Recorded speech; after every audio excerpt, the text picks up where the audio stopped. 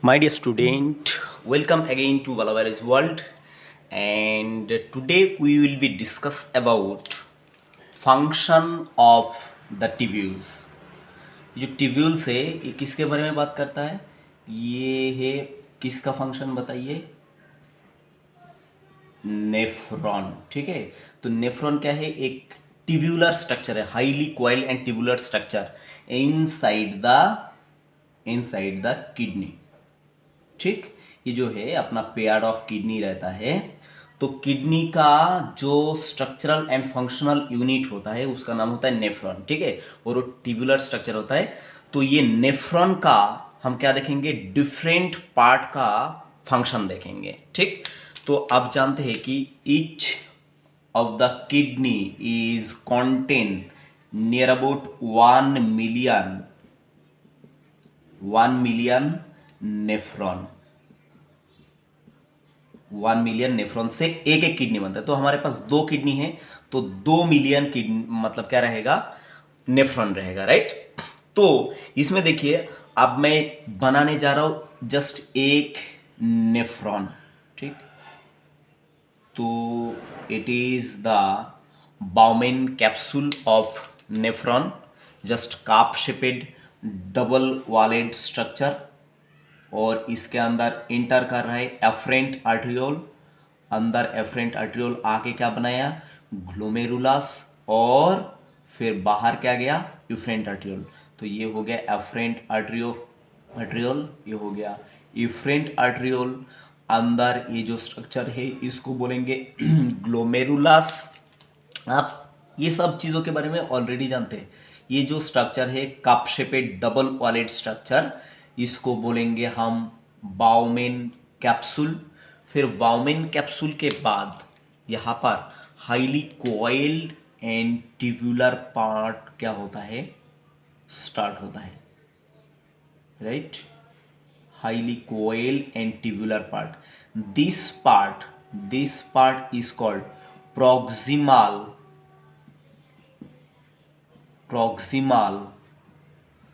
convoluted tubule. proximal convoluted tubule. Right, बाद में proximal convoluted tubule के बाद ये highly coil and tubular part के बाद यहाँ पर शुरू होता है लूप ऑफ हेनले. क्या शुरू होता है बेटा? Loop of Henley. राइट, तो ये जो पार्ट है ये हो गया loop of Henley. Right, loop of Henley correct है. लूप ऑफ हेनले इस तरह का यू शेपेड स्ट्रक्चर जो है इसको बोलते हैं लूप ऑफ हेनले. राइट, यहां पर अंदर लिख देता हूं लूप ऑफ हेनले. ये जो यहां से ब्लैक कलर में बनाया ये टोटल पार्ट हो गया लूप ऑफ हेनले. तो लूप ऑफ हेनले का दो पार्ट है. ये हो गया इधर वाला जो पार्ट है ये हो गया, इसको बोलते हैं descending loop of Henley. Descending loop या तो limb, descending limb of loop of Henley. और इधर वाला जो पार्ट है इसको बोलेंगे ascending loop of Henley. Ascending loop of Henley. Right, अब देखिए ये जो असेंडिंग एंड डिसेंडिंग पार्ट ये मैं मिटा देता हूं क्योंकि यहां पर मुझे कुछ और लिखना है.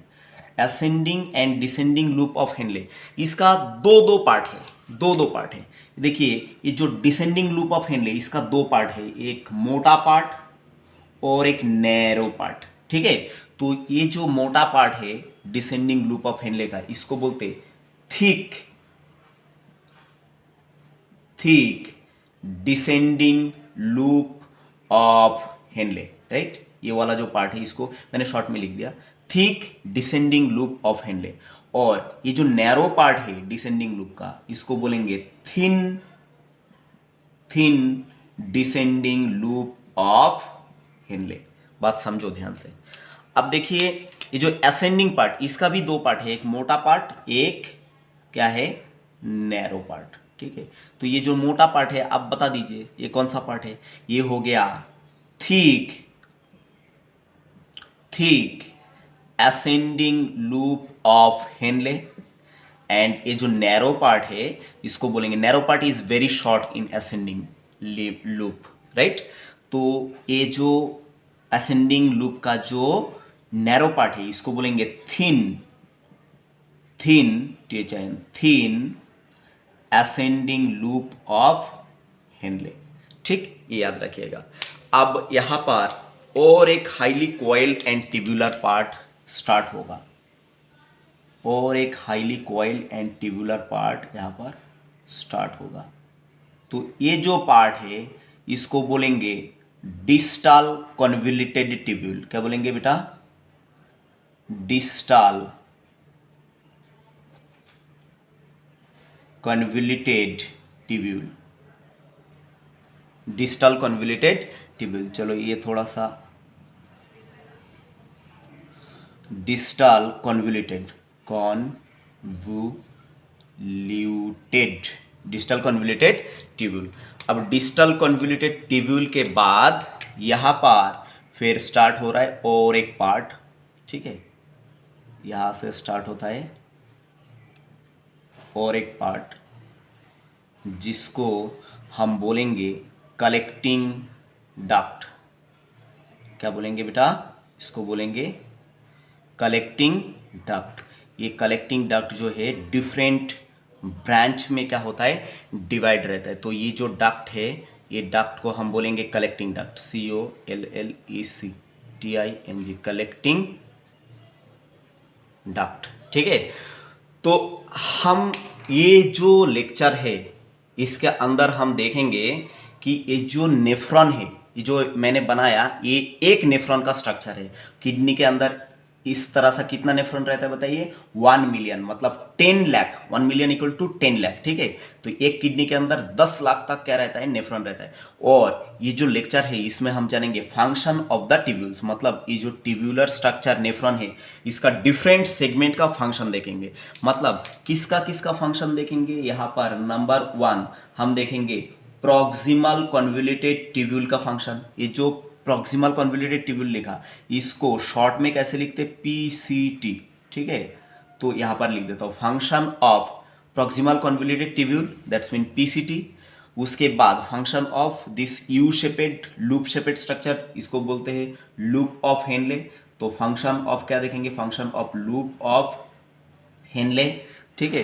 तो ये जो लूप ऑफ हेनले इसको शॉर्ट में क्या लिखेंगे, LH stand for loop of Henle, ठीक है। उसके बाद यहाँ पर distal convoluted tubule, distal convoluted tubule को शॉर्ट में कैसा लिखेंगे, DCT, ठीक है। तो उसके बाद थर्ड हम देखेंगे function of distal convoluted tubule and last one is the function of what, CD, मतलब collecting duct, the function of collecting duct. तो ये जो 4 सेगमेंट है नेफ्रॉन का, proximal convoluted tubule, loop of Henley, distal convoluted tubule and collecting duct, ये 4 segment का क्या करेंगे, अलग अलग जगह का अलग अलग फंक्शन है, ठीक है। तो ये फंक्शन हम डिटेल्स लेने वाले हैं ये सेगमेंट में, राइट। तो सबसे पहले हम शुरू करेंगे, कौन सा पार्ट बताइए कि what is the function of this part, that's mean proximal convoluted tubule. अब मैं ये पार्ट का फंक्शन, मतलब ये पार्टिकुलर पार्ट का फंक्शन मैं आपको बताने वाला हूँ जिसको बोलेंगे प्रॉक्सिमल कन्वोल्यूटेड ट्यूब्यूल, राइट। हाँ तो बेटा अभी जो सेगमेंट मैं ड्रॉ करने जा रहा हूँ ये क्या है बताइए, ये हो गया आपका बाउमेन कैप्सूल। तो बाउमेन कैप्सूल के अंदर कौन आएगा बताइए, एफरेंट आर्टरियोल, और बाहर कौन जाएगा, इफरेंट आर्टरियोल। और यहाँ पर क्या है, ये capillary of efferent arteriole, that's mean this structure is called glomerulus,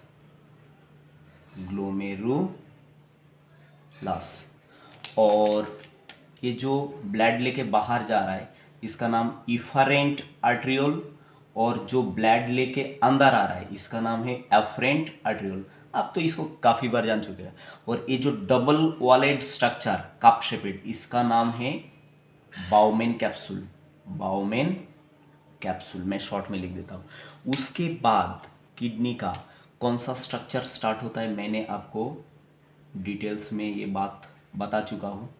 ये जो स्ट्रक्चर है highly coil and tubular structure, ये कौन है बताइए। ये जो स्ट्रक्चर जा रहा है इसका नाम है प्रॉक्सिमल कॉन्वोल्यूटेड ट्यूब्यूल। मैंने अभी अभी बताया प्रॉक्सिमल कॉन्वोल्यूटेड ट्यूब्यूल, ठीक। और प्रॉक्सिमल कॉन्वोल्यूटेड ट्यूब्यूल के बाद यहाँ पर स्टार्ट होता है thick what, thick descending loop of Henley. उसके बाद thin descending loop of Henley, मतलब ये जो पार्ट है ये हो गया loop of Henle, loop of Henle. तो ये सेगमेंट में मैं किसका स्ट्रक्चर डिस्कस करने वाला हूँ, किसका फंक्शन डिस्कस करने वाला हूँ बताओ, प्रॉक्सिमल कॉन्वोल्यूटेड ट्यूब्यूल, राइट। ये बात आप ध्यान रखना। तो प्रॉक्सिमल कॉन्वोल्यूटेड ट्यूब्यूल के बाद कौन सा स्ट्रक्चर, लूप ऑफ हेनले। तो मैं प्रॉक्सिमल कॉन्वोल्यूटेड ट्यूब्यूल को यहाँ पर इस तरह से टेढ़ा नहीं बनाऊंगा, मैं ऐसा सीधा बनाने वाला हूँ, ठीक है। मानिए कि ये वाला जो सेगमेंट है ये कौन है बताइए, प्रॉक्सिमल कॉन्वोल्यूटेड ट्यूब्यूल, ठीक है। तो ये जो पार्ट है ये कौन है, प्रॉक्सिमल कॉन्वोल्यूटेड ट्यूब्यूल। और प्रॉक्सिमल कॉन्वोल्यूटेड ट्यूब्यूल के आगे ये पार्ट मैंने यहाँ पर जूम करके बताया, ठीक है।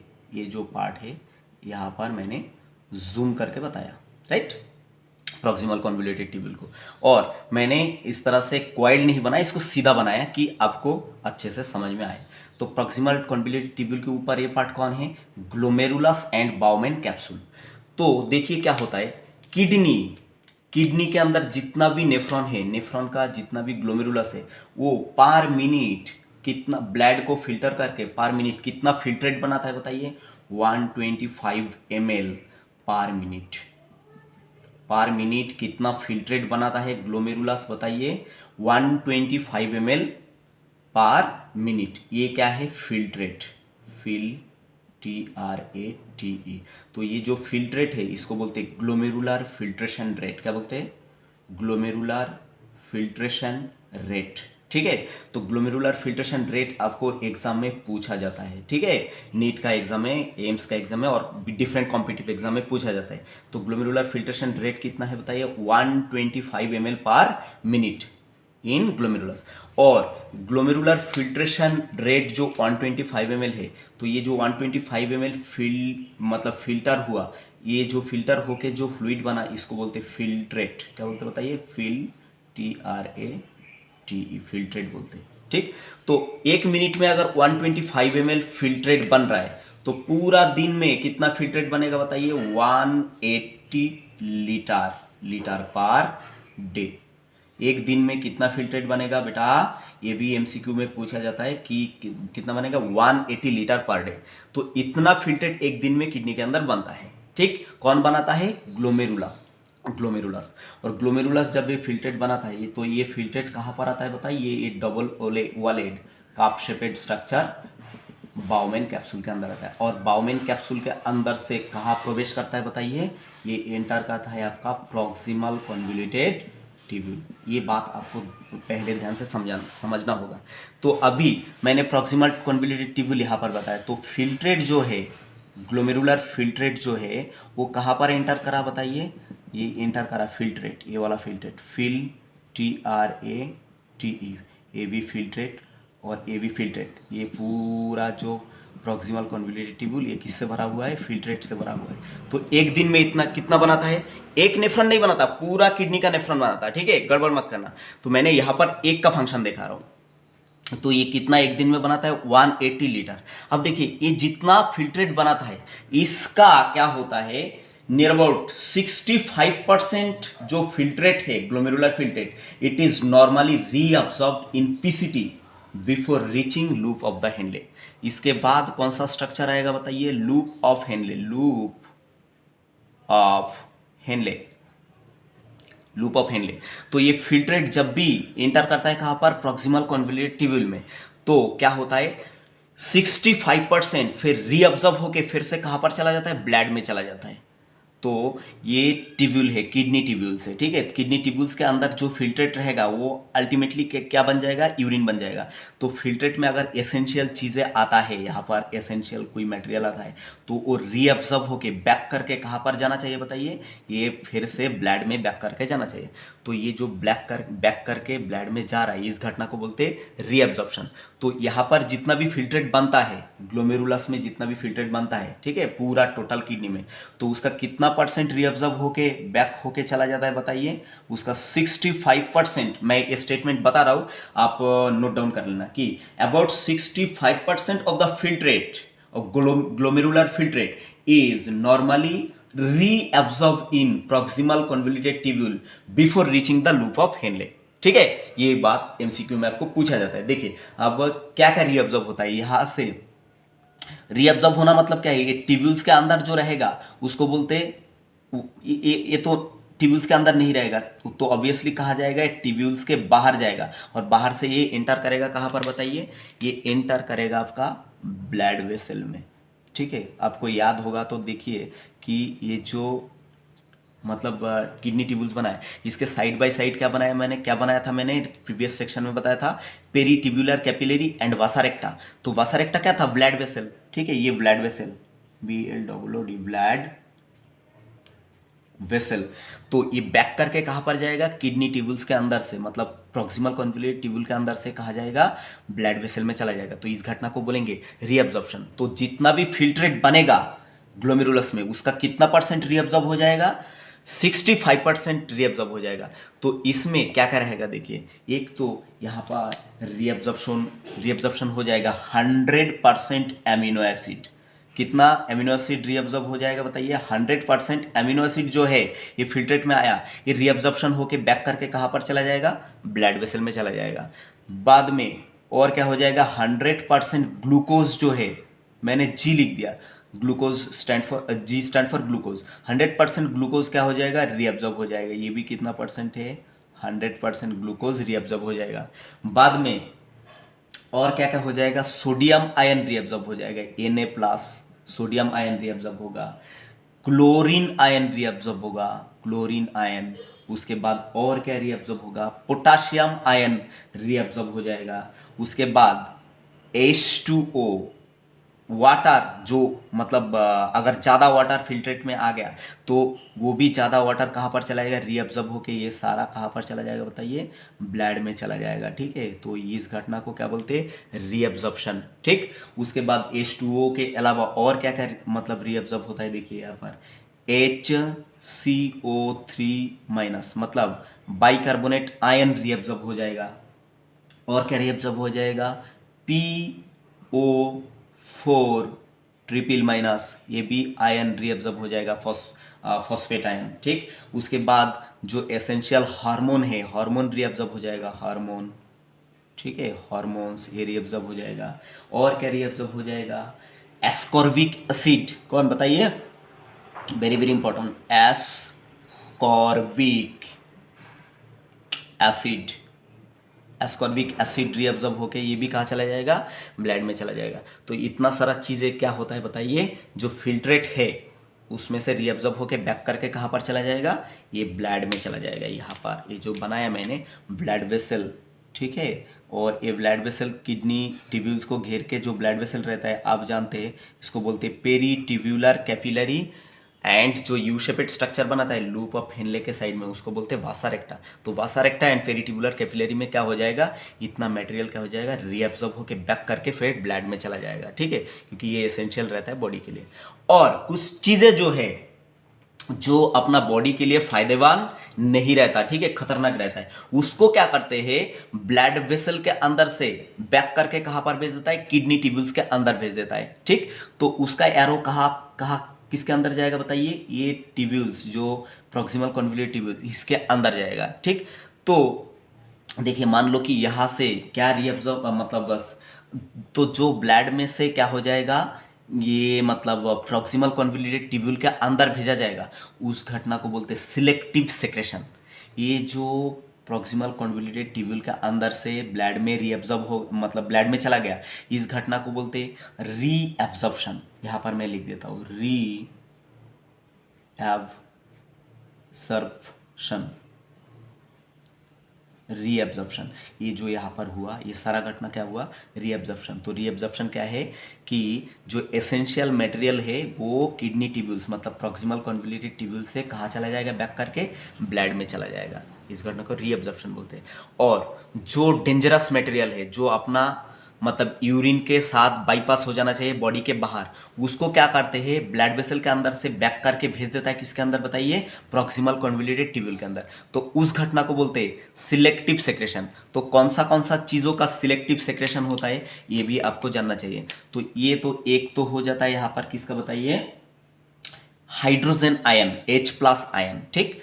तो यहाँ पर मैं लिख देता हूँ H+ आयन का क्या हो जाता है, सिलेक्टिव सेक्रेशन हो जाता है। Very very important for your exam point of view कि प्रॉक्सिमल कन्वोल्यूटेड ट्यूब्यूल के अंदर क्या क्या मतलब सिलेक्टिव सेक्रेशन होता है। तो आप क्या बताएंगे, selective secretion of H+ ion is takes place inside where, proximal convoluted tubule. देखिए इसलिए प्रॉक्सिमल कन्वोल्यूटेड ट्यूब्यूल के तरफ मैंने एरो बनाया। इसके साथ और क्या रीअब्जॉर्ब होता है बताइए, यहाँ पर रीअब्जॉर्ब होता है NH3, ठीक है, मतलब एमोनिया भी रीअब्जॉर्ब हो जाता है। आपको मैंने बताया था ammonia is very very toxic for our body. तो एमोनिया को इसलिए रीअब्जॉर्ब किया जाता है क्योंकि ये अपना ब्लड में या बॉडी में नहीं रहना चाहिए। ये जो प्रॉक्सिमल कन्वोल्यूटेड ट्यूब्यूल के अंदर जो फिल्ट्रेट बना, ये फिल्ट्रेट के साथ क्या होना चाहिए, बाईपास होना चाहिए, बाईपास हो जाना चाहिए बॉडी के बाहर, क्योंकि ये फिल्ट्रेट से अल्टीमेटली क्या बनेगा, यूरिन बनेगा। बात समझा। इसके साथ और क्या क्या रीअब्जॉर्प्शन हो सकता है, देखिए क्रिएटिनिन बोल के एक मतलब सब्सटेंस रहता है, क्रिएटिनिन, क्रिएटिनिन, ठीक है। तो क्रिएटिनिन भी क्या हो जाता है यहाँ पर, सिलेक्टिव सेक्रेशन हो जाता है। क्रिएटिनिन के साथ साथ जो जैसे कि हम कुछ दवाई लेते हैं, ड्रग, DRUG, ड्रग्स, तो ड्रग्स जिंदगी भर के लिए अपना मतलब ब्लड में नहीं रहना चाहिए। तो इसको भी बैक करके कहाँ पर सिलेक्टिव सेक्रेशन करा देता है, ट्यूब्यूल्स के अंदर भेज दिया जाता है। और एनसीईआरटी ने और एक चीज मेंशन करा, यहाँ पर थोड़ा सा बच्चों को कंफ्यूज नहीं होना चाहिए, क्योंकि उन्होंने स्टेटमेंट ऐसा दिया कि पोटाशियम का क्या होता है, selective secretion proximal convoluted tubule के अंदर होता है, ठीक है। पर उन्होंने एरो बाहर की तरफ दिखाया, मतलब एरो ऐसे दिखाया कि इस तरह से एरो दिखाया, K+ आयन, इस तरह से एरो दिखाया, मतलब यहां पर क्या हो रहा है, K+ आयन का रीअब्जॉर्प्शन हो रहा है, ठीक है। ये देखिए यहां पर मैंने बताया रीअब्जॉर्प्शन हो रहा है। पर स्टेटमेंट में उन्होंने क्या लिखा, स्टेटमेंट में यहां पर देखा है, स्टेटमेंट में साफ साफ लिख दिया कि पोटाशियम आयन का भी क्या होता है, सिलेक्टिव सेक्रेशन होता है, ठीक है। पर पोटाशियम आयन को सिलेक्टिव सेक्रेशन में उनको नहीं दिखाया। आपको अगर क्वेश्चन पूछा कि पोटाशियम आयन का सिलेक्टिव सेक्रेशन कहाँ होता है, तो आप उसका आंसर में लिखना distal convoluted tubule, no not for proximal convoluted tubule, ठीक है। ये बात याद रखना। तो प्रॉक्सिमल कन्वोल्यूटेड ट्यूब्यूल के अंदर पोटाशियम का सिलेक्टिव सेक्रेशन होता है, but it is very little amount. इसलिए आपको अगर क्वेश्चन पूछा गया तो आप क्या बताएंगे कि selective secretion of potassium is takes place majorly in distal convoluted tubule, not in PCT, mean proximal convoluted tubule, ठीक है। तो ये बात आप याद रखना, ठीक। तो यहाँ पर जो चीज़ ट्यूब्यूल के अंदर से बाहर हो गया और जाके ब्लड में गिर गया, तो इसको बोलेंगे रीअब्जॉर्प्शन। और जो चीज़ ब्लड में से, मान लो यहाँ पर तो जगह नहीं है इसलिए मैंने वैसा बताया, मान लो ये फिर से ये क्या है, ब्लड वेसल, ठीक है, ब्लड वेसल। जो चीज़ ब्लड वेसल में से निकाल के कहाँ चला गया बताइए, ये चला गया कहाँ पर बताइए, ट्यूब्यूल्स के अंदर, मतलब प्रॉक्सिमल कन्वोल्यूटेड ट्यूब्यूल के अंदर। तो उस घटना को बोलते हैं सिलेक्टिव सेक्रेशन, राइट। यहाँ पर लिख देता हूँ मैं, selective secretion, selective secretion, right. तो क्या क्या चीज़ों का सिलेक्टिव सेक्रेशन होता है प्रॉक्सिमल कन्वोल्यूटेड ट्यूब्यूल में, mainly ammonia and hydrogen ion, ठीक है। और ये दोनों यहाँ पर सेक्रेशन क्यों हो रहा है, क्योंकि बॉडी का ब्लड का pH को मेंटेन करना है, ठीक। तो कुछ और चीज़ें यहाँ पर मुझे बताना पड़ेगा जो MCQ point of view, it is very very important, right. तो ये चीज़ आपको समझ में आ गया कि कौन सा मतलब इलेक्ट्रोलाइट का क्या होता है और न्यूट्रिएंट का रीअब्जॉर्प्शन होता है, और कौन सा इलेक्ट्रोलाइट और सब्सटेंस का सिलेक्टिव सेक्रेशन होता है। मैंने और एक बार लिस्ट बता देता हूँ कि 100% क्या होता है, एमिनो एसिड जो है वो रीअब्जॉर्प्शन होता है कहाँ पर, प्रॉक्सिमल कन्वोल्यूटेड ट्यूब्यूल में। 100% ग्लूकोज का रीअब्जॉर्प्शन कहाँ पर होता है, प्रॉक्सिमल कन्वोल्यूटेड ट्यूब्यूल में, ठीक है। और 70 to 80% इलेक्ट्रोलाइट जो है, ये भी एक एमसीक्यू, कितना, 70 to 80%, 70 to 80% जो इलेक्ट्रोलाइट है, मतलब सोडियम, क्लोरीन, पोटाशियम, ठीक है, बाइकार्बोनेट, फॉस्फेट, ठीक है। तो ये जो इलेक्ट्रोलाइट है इसका 70 to 80% रीअब्जॉर्प्शन कहाँ पर होता है, प्रॉक्सिमल कन्वोल्यूटेड ट्यूब्यूल में। ये भी MCQ of exam point of view, याद रखना है, वेरी वेरी इंपॉर्टेंट, ठीक। तो क्या बताना यहाँ पर, 100% एमिनो एसिड रीअब्जॉर्प्शन होता है प्रॉक्सिमल कन्वोल्यूटेड ट्यूब्यूल में, 100% ग्लूकोज भी रीअब्जॉर्प्शन हो जाता है प्रॉक्सिमल कन्वोल्यूटेड ट्यूब्यूल में, और 70 to 80% इलेक्ट्रोलाइट कहाँ पर रीअब्जॉर्प्शन हो जाता है बताइए, प्रॉक्सिमल कन्वोल्यूटेड ट्यूब्यूल में, एंड 70 to 80% वाटर ऑल्सो, ठीक है। तो यहाँ पर कंफ्यूज मत करना बेटा, यहाँ पर मैंने पहले आपको बताया कि 65% क्या रीअब्जॉर्ब होता है, फिल्ट्रेट रीअब्जॉर्ब होता है, 65% फिल्ट्रेट रीअब्जॉर्ब होता है कहाँ पर, प्रॉक्सिमल कन्वोल्यूटेड ट्यूब्यूल में। अब ये फिल्ट्रेट में क्या होता है, एमिनो एसिड रहता है, ग्लूकोज रहता है, डिफरेंट इलेक्ट्रोलाइट रहता है। तो न्यूट्रिएंट जो है, जैसे कि एमिनो एसिड, ग्लूकोज, इसका 100% रीअब्जॉर्प्शन होता है, और इलेक्ट्रोलाइट जो है इसका कितना रीअब्जॉर्प्शन होता है, कितना percent reabsorption proximal convoluted tubule में होता है बताइए, 70 to 80% विथ वाटर। और ये भी क्या होता है, जैसे कि आपका हार्मोन, एस्कॉर्बिक एसिड, ये भी रीअब्जॉर्प्शन होता है कहाँ पर, प्रॉक्सिमल कन्वोल्यूटेड ट्यूब्यूल में। आप कुछ point regarding proximal convoluted tubule और आपको बताना पड़ेगा एग्जाम पॉइंट ऑफ व्यू, तो थोड़ा सा ध्यान रखिए, बोर्ड को मुझे रफ करने दीजिए, राइट। तो देखिए बेटा, यहाँ पर ये कौन है बताइए, बाउमेन कैप्सूल, और ये मैंने स्ट्रेट फॉरवर्ड यहाँ पर ये क्या बनाया बताइए, ये बनाया आपका प्रॉक्सिमल कन्वोल्यूटेड ट्यूब्यूल, ठीक है, मैंने स्ट्रेट बनाया है यहाँ पर आपको, आपका अंडरस्टैंडिंग के लिए। और ये कौन है, आप तो अभी एक्सपर्ट बन गए होंगे, एफरेंट आर्ट्रियोल, और एफरेंट आर्ट्रियोल अंदर आके क्या बनाया, बाउमेन कैप्सूल के अंदर आके ग्लोमेरुलस बनाया, ठीक। और बाहर कौन गया, ये इफ्रेंट आर्ट्रियोल, इफ्रेंट आर्ट्रियोल, ठीक। और अंदर ये जो है इसका नाम ग्लोमेरुलस, राइट। और ये जो कप शेपेड स्ट्रक्चर है डबल वॉलेट, इसका नाम है कौन सा बताइए, ग्लोमेरुला, बाउमेन कैप्सूल। तो बाउमेन कैप्सूल के अंदर ग्लोमेरुलस ने क्या बनाया है यहाँ पर, ये बताइए, ये बनाया आपका फिल्ट्रेट, ठीक, ये बनाया आपका फिल्ट्रेट, TRAT, फिल्ट्रेट बनाया। तो एक दिन में, पूरा दिन में कितना फिल्ट्रेट बनता है, 180 लीटर पर डे, इतना फिल्ट्रेट बनता है। और ग्लोमेरुलर फिल्ट्रेशन रेट कितना है, ग्लोमेरुलर फिल्ट्रेशन रेट कितना है बताइए, 125 ml पर मिनट इतना बनता है, और पर डे कितना बनता है, 180 लीटर। तो ये जो बना, ये क्या बना, ये बना फिल्ट्रेट, ठीक है। तो फिल्ट्रेट का मैंने अभी अभी बताया कि पीसीटी में 65% जो फिल्ट्रेट है वो क्या हो जाता है, रीअब्जॉर्ब हो जाता है। अब ये जो फिल्ट्रेट है इसका 65% रीअब्जॉर्प्शन कहाँ हुआ, प्रॉक्सिमल कन्वोल्यूटेड ट्यूब्यूल में, ये पार्ट में हुआ, प्रॉक्सिमल कन्वोल्यूटेड ट्यूब्यूल में। और अब ये फिल्ट्रेट में क्या रहेगा, यहाँ पर रहेगा न्यूट्रिएंट, न्यूट्रिएंट्स, न्यूट्रिएंट्स रहेगा, उसके बाद इलेक्ट्रोलाइट्स, LITES, इलेक्ट्रोलाइट्स मतलब आयंस, डिफरेंट IONS, आयंस रहेगा। तो न्यूट्रिएंट्स जो है इसका कितना रीअब्जॉर्ब होगा, कितना परसेंट बताया, 100% रीअब्जॉर्प्शन हो जाएगा। जैसे कि मैंने क्या बताया था यहाँ पर, एमिनो एसिड, ग्लूकोज, इसका 100% रीअब्जॉर्प्शन होगा।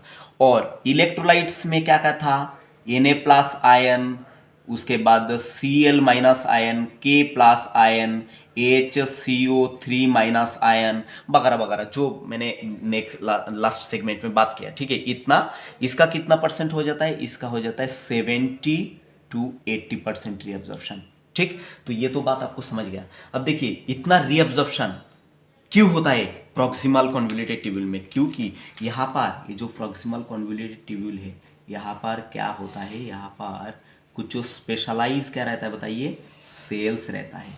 क्या रहता है बेटा यहाँ पर, कुछ जो स्पेशलाइज क्या रहता है बताइए, सेल। और ये सेल क्या करता है, इसका जो लास्ट जो सरफेस एरिया सेल के अंदर अंदर का ये जो सरफेस एरिया ये सेल है, तो इसका जो सरफेस एरिया ये क्या होता है बताइए, ये बढ़ा देता है। क्यों? क्योंकि ये जो प्रॉक्सिमल कॉन्वोल्यूटेड ट्यूब्यूल का जो सेल है, इसका जो मेम्ब्रेन ये क्या करता है बताओ, ये फोल्ड करा देता है इस तरह से, जिसको बोलते माइक्रोविली। क्या बोलते हैं बताइए, ये एक सेल है, ये एक सेल है, ये एक सेल है, ये एक सेल है, ये वाला एक सेल, ये एक सेल, ये एक सेल, अलग अलग सेल है। ठीक है, तो हर एक सेल देखिए क्या बनाया, इसका जो इनर मेम्ब्रेन इसमें क्या कर दिया बताइए, मतलब फोल्ड कर दिया। तो ये जो फोल्ड है इसको बोलते हैं ब्रश बॉर्डर सेल। क्या बोलते हैं बेटा, ये जो सेल है प्रॉक्सिमल कॉन्वोल्यूटेड ट्यूब्यूल में जो सेल है इसको क्या बोलते हैं, brush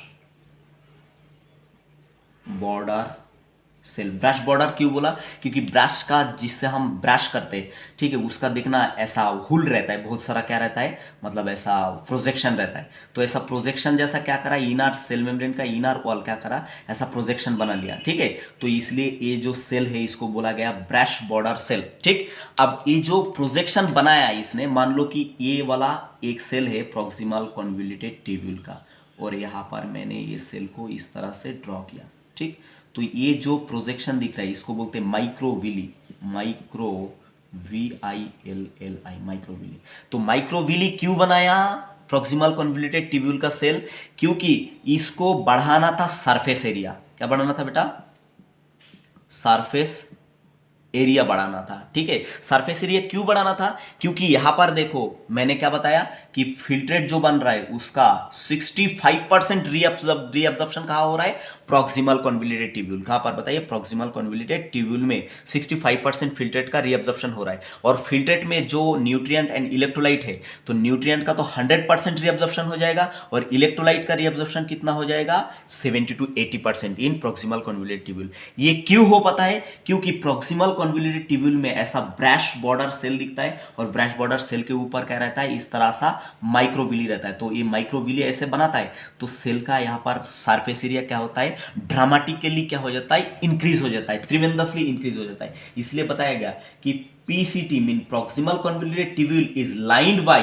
cuboidal brush border cell. किससे, कौन सा सेल से लाइन रहेगा, cuboidal, BOIDAL, cuboidal brush border cell. Very very important for your exam point of view. याद रखना कि प्रॉक्सिमल कॉन्वोल्यूटेड ट्यूब्यूल का जो सेल है वो कैसा सेल है, क्यूबॉइडल ब्रश बॉर्डर सेल। और ब्रश बॉर्डर सेल ने क्या बनाया, microvilli, and microvilli leads to dramatically increase the surface area of proximal convoluted tubule. That's why this major amount of reabsorption is takes place inside the proximal convoluted tubule. That is the funda बेटा। तो ये ऐसा है, तो मैं statement फिर से आपको बता देता हूं, आप लिख लेना कि proximal convoluted tubule is lined by cuboidal brush border cell, ठीक है, जिसको बोला गया epithelial cell, and cuboidal cell have microvilli. ये सेल माइक्रोविली, तो इसका एम क्या है, माइक्रोविली रखने का एम क्या था कि enhance the surface area for the reabsorption. ठीक है, और यहां पर क्या हुआ, नियरली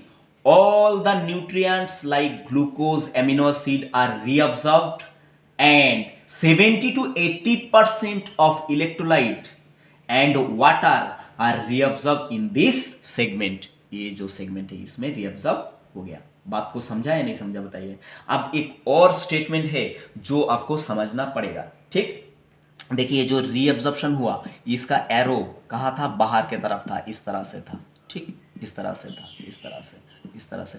तो मेरे साथ एक बार प्रैक्टिस कीजिए तो बेटा कि क्या क्या रीअब्जॉर्प्शन हुआ। एक तो एमिनो एसिड 100% रीअब्जॉर्ब हुआ। दूसरा बात और क्या रीअब्जॉर्प्शन हुआ, यहाँ पर एक तो ग्लूकोज 100% रीअब्जॉर्प्शन हुआ। तीसरा बात यहाँ पर Na+ आयन रीअब्जॉर्प्शन हुआ, Cl- आयन रीअब्जॉर्प्शन हुआ, K+ रीअब्जॉर्प्शन हुआ। उसके बाद और क्या रीअब्जॉर्प्शन हुआ, HCO3- रीअब्जॉर्प्शन हुआ, PO4 ट्रिपल माइनस रीअब्जॉर्प्शन हुआ। और क्या रीअब्जॉर्प्शन हुआ इसके अलावा बताइए, H2O, very very important, H2O मतलब वाटर रीअब्जॉर्प्शन हुआ। ठीक। उसके बाद और क्या रीअब्जॉर्प्शन हुआ, हार्मोन रीअब्जॉर्प्शन हुआ। उसके बाद एस्कॉर्बिक एसिड रीअब्जॉर्प्शन हुआ।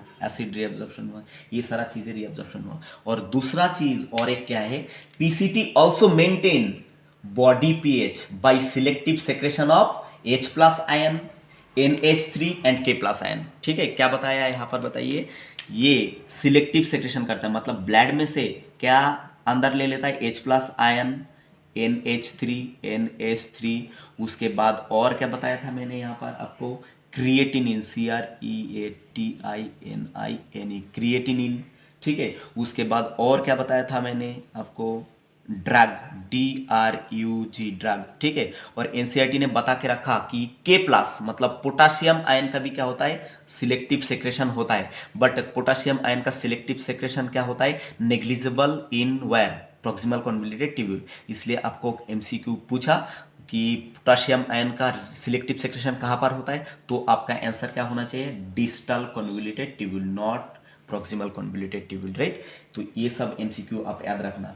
ठीक, अब ये समझ में आया क्या बेटा कि क्यों इसका जो सेल है ये क्यूबॉइडल ब्रश बॉर्डर सेल हुआ, क्योंकि यहाँ पर ब्रश बॉर्डर सेल ऐसा मतलब ब्रश का हुल जैसा क्या बनाया, प्रोजेक्शन बनाया, जिसको माइक्रोविली बोला गया। और ये सरफेस एरिया क्या करा, ड्रामेटिकली किया गया, बताओ, इंक्रीज किया गया। अब दूसरा बात यहाँ पर और एक एमसीक्यू आपको पूछा जाता है, ये जो nutrient amino acid and glucose, इसका जो रीअब्जॉर्प्शन होता है प्रॉक्सिमल कन्वोल्यूटेड ट्यूब्यूल में, ये रीअब्जॉर्प्शन होता है बाय प्राइमरी एक्टिव ट्रांसपोर्ट। कैसे होता है बताइए, bye primary active transport, PORT, primary active transport. तो आपको एक्टिव ट्रांसपोर्ट पता होगा कि एक्टिव ट्रांसपोर्ट में क्या होगा, हमेशा एनर्जी लगेगा। तो प्राइमरी एक्टिव ट्रांसपोर्ट का जो एनर्जी सोर्स है वो रहेगा ATP, डायरेक्ट ATP रहेगा। ठीक, तो प्राइमरी एक्टिव ट्रांसपोर्ट के थ्रू क्या रीअब्जॉर्ब हो जाएगा, रीअब्जॉर्ब हो जाएगा आपका nutrients, that's mean amino acid and glucose. ठीक, तो मैं स्टेटमेंट आपको फिर से बताता कि क्या है, glucose and amino acid reabsorb by not primary active transport, बेटा इट इज ए मिस्टेक। तो ये होता है secondary, SECONDERY, secondary active transport. ठीक, तो फिर से याद रखना आप कि जो glucose and amino acid reabsorb by secondary active transport. ठीक है, तो सेकेंडरी एक्टिव ट्रांसपोर्ट में जो एनर्जी सोर्स है वो क्या रहता है, वो कभी भी ATP नहीं रहता, वो रहता है आपका, ये जो एनर्जी है, energy is derive from ionic concentration gradient. कहां से एनर्जी आता है बताइए, IONI से, आयोनिक कॉन्सेंट्रेशन ग्रेडियंट। ठीक है, तो मैंने फिर से ये स्टेटमेंट एक बार रिपीट कर देता कि glucose and amino acid reabsorb bye secondary active transport and energy derive from ionic concentration gradient. Secondary कोई भी एक्टिव ट्रांसपोर्ट हो उसमें क्या होगा, एनर्जी खर्चा होगा। तो ये जो सेकेंडरी एक्टिव ट्रांसपोर्ट करके क्या रीअब्सॉर्ब किया जा रहा है, एमिनो एसिड एंड ग्लूकोज। तो ये सेकेंडरी एक्टिव ट्रांसपोर्ट का जो एनर्जी चाहिए वो कहाँ से आता है बताइए, आयनिक कॉन्सेंट्रेशन ग्रेडियंट। और दूसरा और एक बात, Na plus and K plus are reabsorb by primary active transport. ठीक है, किसके किसके बारे में बताया गया, एक तो Na plus and K plus. ठीक है, इसका जो एक्टिव ट्रांसपोर्ट ये कैसे होता है बताइए, बाय प्राइमरी एक्टिव ट्रांसपोर्ट। और प्राइमरी एक्टिव ट्रांसपोर्ट का जो एनर्जी सोर्स है वो कौन रहेगा, ATP। ये भी आप MCQ पॉइंट ऑफ व्यू मतलब याद रखना। ठीक, तो ये अपना खत्म हुआ, क्या है बताइए, the function of proximal convoluted tubule. अब हम देखेंगे the function of loop of Henley, right. I hope it is crystal clear for you. हाँ बच्चों, तो आप एक काम करना कि आपको लेक्चर समझ में आ रहा है या नहीं आ रहा है, आपका जो फीडबैक है वो कमेंट के थ्रू जरूर बताना, राइट। तो मुझे अच्छा लगेगा। हाँ बेटा, तो अभी हम बात करेंगे किसके ऊपर, जो बताया आपको कि PCT तो हो गया। तो यहाँ पर ये मान लो आपका बाउमेन कैप्सूल, ठीक है। उसके बाद ये था आपका कौन बताइए, पीसीटी। उसके बाद यहाँ पर मैं बड़ा करके बनाने वाला हूँ कौन बताइए, लूप ऑफ हेनले, ठीक है। ये मानिए कि loop of Henley, right, you shaped structure, right,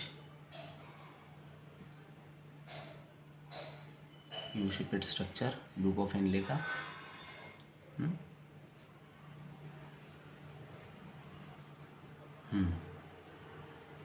तो ये राइट, तो ये जो यू शेपेड स्ट्रक्चर, ये लूप ऑफ हेनले। और ये हो गया आपका पीसीटी, जो मैं छोटा करके देखा है, PCT mean proximal convoluted tubule. और ये हो गया आपका बाउमेन कैप्सूल। और बाउमेन कैप्सूल के अंदर यहाँ पर अंदर आया कौन बताइए, एफरेंट आर्ट्रियोल, बाहर गया इफरेंट आर्ट्रियोल, और अंदर क्या है ये ग्लोमेरुलस, राइट। ये बताने का जरूरत नहीं है। तो ये जो सेगमेंट यू शेपेड स्ट्रक्चर बना है, इसका नाम है लूप ऑफ हेनले। तो इसका फंक्शन हमको अभी डिटेल्स में देखना है। तो देखिए, मैंने बताया था कि लूप ऑफ हेनले जो है इसका दो सेगमेंट, ये वाला इधर वाला जो सेगमेंट है इसको बोलते हैं डिसेंडिंग। ये कौन सा सेगमेंट है बताइए, descending, descending loop of Henley. और ये वाला सेगमेंट कौन है, ascending, ascending loop of Henle, ठीक। तो ये डिसेंडिंग का क्या है, ये वाला part descending, thick descending loop of Henley, क्योंकि ये पार्ट मोटा है। और ये क्या है, thin descending loop of Henley. और ये वाला पार्ट क्या है, thin ascending loop of Henley. और ये वाला पार्ट क्या है, thick ascending loop of Henle, ठीक। तो सबसे पहला स्टेटमेंट जो लूप ऑफ हेनले से पूछा जाता है, बार बार बार बार बार बार एग्जाम में पूछा गया, ठीक है, वो क्या है, very very very very very very important, ठीक है।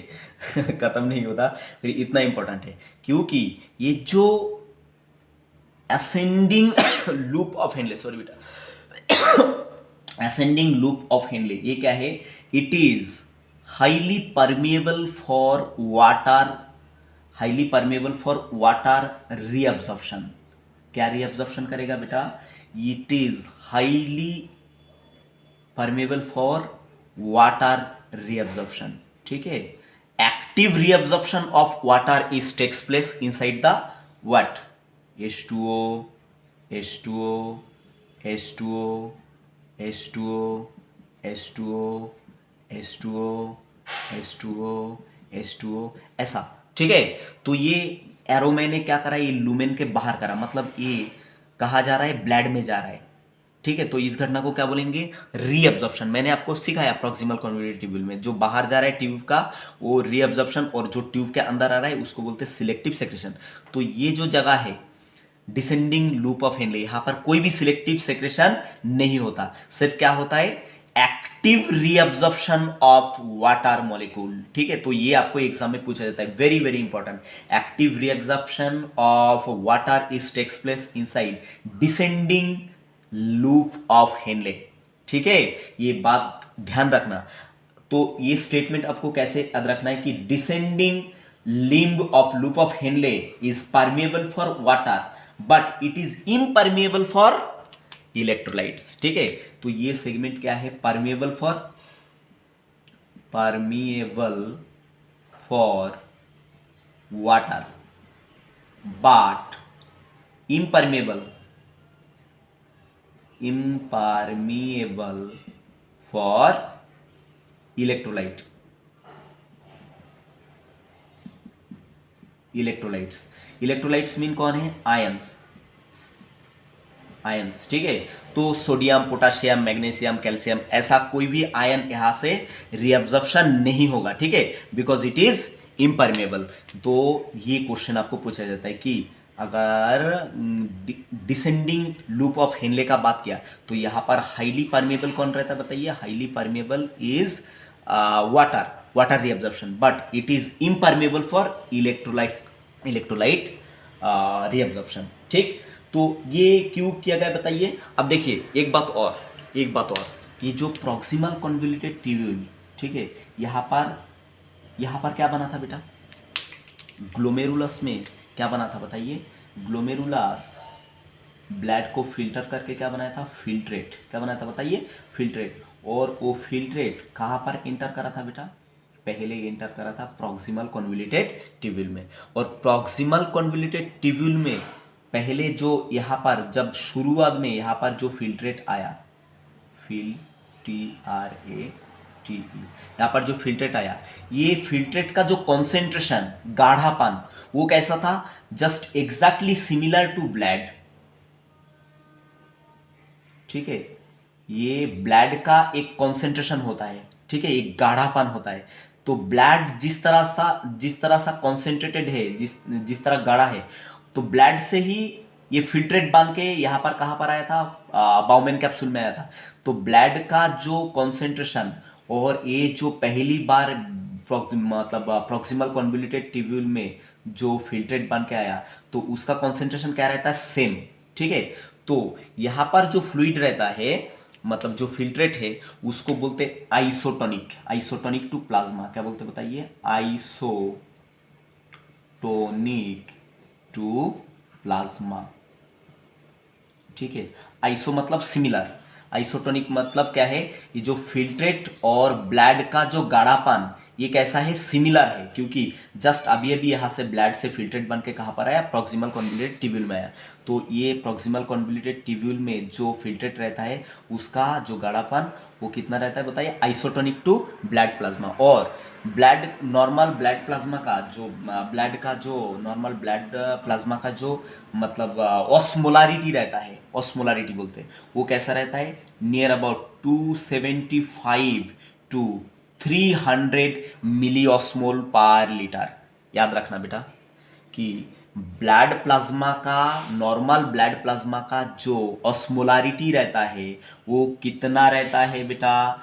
275 to 300 milli osmole per litre. ठीक है, तो ब्लड प्लाज्मा का नॉर्मल ऑस्मोलारिटी कितना है? 275 to 300 milli osmole per litre. और ये ब्लड प्लाज्मा से अभी अभी क्या बन के यहाँ पर आया? प्रॉक्सिमल कॉन्वोल्यूटेड ट्यूब्यूल में आया फिल्ट्रेट। तो ये फिल्ट्रेट का भी मतलब जो कॉन्सेंट्रेशन, ऑस्मोलारिटी, वो भी कितना रहेगा? Near about 300 milli osmole per litre. इसलिए दोनों का सेम है, इसलिए क्या बताया गया? Isotonic to plasma. मतलब जो प्रॉक्सिमल कॉन्वोल्यूटेड ट्यूब्यूल में जो फिल्ट्रेट रहेगा, वो क्या रहेगा? Isotonic to plasma. अब देखिए, ये कॉन्सेप्ट और आपको बताना है। ठीक, तो यहाँ पर मानिए कि ये एक क्या है? ये एक कंटेनर है, राइट? एक कंटेनर, और इसमें आपने क्या भर दिया? पानी, H2O, प्योर वाटर भर दिया। ठीक, H2O, प्योर वाटर भर दिया। अब ये प्योर वाटर में आपने क्या किया? यहाँ पर मतलब एक चम्मच क्या ऐड कर दिया बताइए? सॉल्ट ऐड कर दिया। ठीक है, यहाँ पर आपने एक चम्मच क्या ऐड कर दिया बताइए? सॉल्ट ऐड कर दिया यहाँ पर। ठीक है, सॉल्ट, SALT, सॉल्ट ऐड कर दिया, NaCl ऐड कर दिया। अब क्या होगा? NaCl अब ऐड करके आपने ऐसे ऐसे घूट दिया। ठीक है, पानी के अंदर क्या कर दिया? इसे मिक्स कर दिया। तो अभी क्या बन गया यहाँ पर? ये जो प्योर वाटर था, इसका जो गाढ़ापन, ये क्या हो गया? बढ़ गया या कम हो गया? ऑब्वियसली ये क्या हो गया? कॉन्सेंट्रेशन क्या हो गया? CONC, कॉन्सेंट्रेशन इंक्रीज हो गया इसका, क्योंकि आपने इसमें क्या मिलाया? नमक मिलाया, सॉल्ट मिलाया। अब देखिए दूसरा बात, अब ये इसमें से अगर आपने क्या करा, ये जो गाढ़ा सॉल्यूशन है, इसमें से अगर फिर से आपने क्या करा? वाटर को बाहर रिमूव कर दिया, वाटर को बाहर रिमूव कर दिया, वाटर को बाहर रिमूव कर दिया, H2O बाहर कर दिया, H2O बाहर कर दिया, H2O बाहर कर दिया, तो क्या हो जाएगा? ये तो नमक मिलाने से क्या हो गया था? ये ऑलरेडी गाढ़ा हो गया था। तो आप एक गाढ़ा सॉल्यूशन से और पानी निकल गया, तो ये सॉल्यूशन और क्या हो जाएगा? और गाढ़ा हो जाएगा, मतलब और कॉन्सेंट्रेटेड हो जाएगा। बात समझा क्या नहीं समझा बताइए? ये समझना चाहिए आपको। ठीक है, तो यही किडनी के साथ होता है। ये मतलब जब फिल्ट्रेट क्या होता है? प्रॉक्सिमल कॉन्वोल्यूटेड ट्यूब्यूल से कहाँ पर आता है? लूप ऑफ हेनले में आता है। तो यहाँ से नेचुरली क्या करता है? Our body mechanism is very very beautiful, very very. तो जब फिल्ट्रेट यहाँ पर आया, ये फिल्ट्रेट आया, TRA तो ये फिल्ट्रेट कैसा था प्रॉक्सिमल कन्वोल्यूटेड ट्यूबुल में, आइसोटोनिक टू प्लाज्मा। अब ये फिल्ट्रेट से कॉन्टिन्यूस पानी बाहर निकाला गया, तो ये फिल्ट्रेट जितना डाउन आएगा, ठीक है, उसका कॉन्सेंट्रेशन उतना क्या हो जाएगा बताओ, बढ़ते जाएगा। मतलब जो ऑस्मोलारिटी है, जो इसका osmolarity of filtrate is increase rapidly, ठीक। तो ये मैकेनिज्म कौन करता है, ये करता है डिसेंडिंग लूप ऑफ हेनले, ठीक है।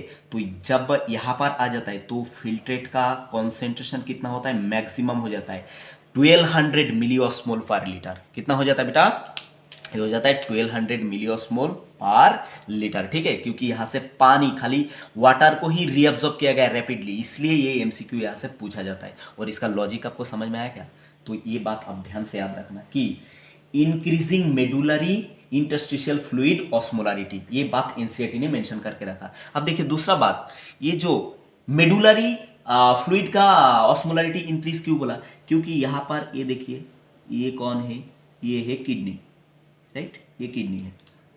तो मैंने आपको बताया था कि किडनी का दो पोर्शन है, ठीक, दो पोर्शन है। ये बाहर का जो पोर्शन है इसको बोलते हैं कॉर्टेक्स, और अंदर का जो पोर्शन है इसको बोलते हैं मेडुला,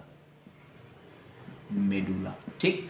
तो यहां पर मैंने एक बार आपको एक नेफ्रॉन ड्रॉ करके दिखाया था। तो नेफ्रॉन ए मान लो क्या है, बाउमेन कैप्सूल, और फिर ये क्या है, प्रॉक्सिमल कन्वोल्यूटेड ट्यूबुल, फिर ये क्या आ गया, लूप ऑफ हेनले, फिर यहाँ पर आ गया क्या, डिस्टल कन्वोल्यूटेड ट्यूबुल, फिर यहाँ पर आ गया कलेक्टिंग डक्ट, ठीक है। तो देखिए लूप ऑफ हेनले का जो पोजीशन वो कहाँ पर है, वो है कॉर्टेक्स रीजन में, ठीक है। तो जब भी ये फिल्ट्रेट कहाँ पर डाउन आया, तो क्या है, लूप ऑफ हेनले कहाँ पर रहेगा, कॉर्टेक्स में रहेगा। तो इसलिए ये स्टेटमेंट एनसीईआरटी ने बताया कि increasing medullary interstitial fluids osmolarity, ठीक है। ऑस्मोलारिटी इंक्रीज क्यों हुआ, क्योंकि यहां से डिसेंडिंग लिम्ब ऑफ हेनले क्या किया, खाली खुद को क्या रखा, परमेबल रखा वाटर के लिए, इलेक्ट्रोलाइट के लिए परमेबल नहीं रखा, और वाटर को ज़्यादा रीअब्जॉर्प्शन करके कहाँ पर भेज दिया, ब्लड में भेज दिया। तो ये जो अंदर इंटरस्टिशियल फ्लूइड है ये क्या हो गया, कॉन्सेंट्रेटेड हो गया, मतलब इसका ऑस्मोलारिटी हो गया हाई, ठीक है। तो ये ही मतलब एनसीईआरटी ने मेंशन करके रखा, ठीक। तो concentration the fluid as they move down, जब ये डाउन आता है तो फ्लूइड का कॉन्सेंट्रेशन बढ़ जाता है, मतलब ऑस्मोलारिटी क्या होता है, इंक्रीज होता है। ये इसलिए इंक्रीज होता है कि this descending limb of Henle, loop of Henle is highly permeable for water reabsorption, but it is impermeable for electrolyte. तो ये बात ध्यान रखना आप, ठीक। तो यहां पर अगर मतलब ऑस्मोलारिटी हाई हुआ तो बॉडी फ्लूइड क्या हो जाएगा, अंदर इंटरस्टिशियल फ्लूइड का जो फ्लूइडिटी वो क्या हो जाएगा, बहुत ही ज़्यादा गाढ़ा हो जाएगा। तो इसको बोलते हाइपरटोनिक, क्या बोलते बताइए, हाइपरटोनिक टू प्लाज्मा। मतलब फिल्ट्रेट का अभी जो स्टेटस है यहाँ पर डिसेंडिंग लूप ऑफ हेनले का एकदम लास्ट पार्ट में, ये क्या है, हाइपरटोनिक टू प्लाज्मा। पर प्रॉक्सिमल कन्वोल्यूटेड ट्यूबुल में कैसा था, आइसोटोनिक टू प्लाज्मा, मतलब it is similar to blood plasma, but it is very very concentrated fluid, क्योंकि यहाँ से पानी को क्या है, खिदाड़ा गया कहाँ पर, फिर से ब्लड में रीअब्जॉर्ब किया गया। तो ये क्या हो गया, गाढ़ा हो गया, इसलिए यहाँ पर बताया गया it is hypertonic to plasma, right. It is बोले तो कौन है, फिल्ट्रेट, ठीक। अब देखो ये जब ये फिल्ट्रेट ऊपर जा रहा है, कौन सा लिम्ब से बताइए, डिसेंडिंग लिम्ब से, सॉरी एसेंडिंग लिम्ब से। अब एसेंडिंग लिम्ब से जब ये ऊपर जा रहा है तो किडनी ने दूसरा खेल खेल दिया, दूसरा गेम खेला। इन्होंने क्या करा, यहां पर खाली, यहां पर तो डिसेंडिंग लूप में तो क्या करा, वाटर को परमेबल करा था, इलेक्ट्रोलाइट को इम्परमेबल करा था, बट एसेंडिंग लूप में क्या करा उन्होंने, वाटर को पूरी तरह से क्या कर दिया बताइए, इम्परमेबल कर दिया, वाटर को पूरी तरह से इम्परमेबल कर दिया, but it is permeable for electrolyte, that's mean Na plus, ठीक है, Cl माइनस, ठीक है, Cl माइनस, Na प्लस, ठीक है, Cl माइनस। तो ये जो एसेंडिंग लूप ऑफ हेनले ये क्या कर दिया, डिसेंडिंग लिम्ब से उल्टा कर दिया, यहाँ पर वाटर को परमेबल रखा था, इलेक्ट्रोलाइट को इम्परमेबल रखा था, पर असेंडिंग लूप ने क्या करा, electrolyte permeable, electrolyte permeable, permeable but not water, not for water. ठीक है, तो ये बात है। तो ये एमसीक्यू भी आपको पूछा जाता है। ठीक, तो यहाँ पर मैं बताता हूँ आपको, this ascending limb of Henle is impermeable for water but permeable for electrolyte. ठीक है, ये एक्टिवली और पैसिवली क्या होता है, इलेक्ट्रोलाइट को पास कर देता है। ठीक, that's why when concentrated fluid go upward, ये जो कॉन्सेंट्रेटेड फ्लूइड यहाँ पर था, जब ये अपवर्ड जा रहा है, अपवर्ड जा रहा है, अपवर्ड जा रहा है, अपवर्ड जा रहा है, तब क्या हो रहा है, then it gets dilute, mean osmolarity become low. ठीक, अब देखिए यहाँ पर ये जो कटोरी का बताया था, यहाँ से आपने वाटर रिमूव कर दिया था, ठीक है, बाहर निकल दिया था, तो ये फ्लूइड क्या हो गया था, गाढ़ा हो गया था। अब मानिए कि आपने वाटर को यहाँ से रिमूव नहीं किया, वाटर को यहाँ से रिमूव नहीं किया, आपने जो नमक डाला था उसको बाहर रिमूव कर दिया, Na plus Cl minus, Na plus Cl minus, ठीक है, इसको बाहर रिमूव कर दिया, तो वापस से क्या हो जाएगा, ये जो सोल्यूशन था इसका गाढ़ापन फिर से क्या हो जाएगा, कम हो जाएगा। ठीक है, तो ऑस्मोलारिटी यहाँ पर क्या हो जाएगा, क्योंकि यहाँ से इलेक्ट्रोलाइट बाहर भेजा गया, तो ऑस्मोलारिटी यहाँ पर क्या हो जाएगा, लो हो जाएगा। ठीक है, तो इसलिए ये जो यहाँ पर जो फ्लूइड बनेगा, ठीक है, तो इसको बोलेंगे हाइपोटोनिक सॉल्यूशन। क्या बोलेंगे, हाइपोटोनिक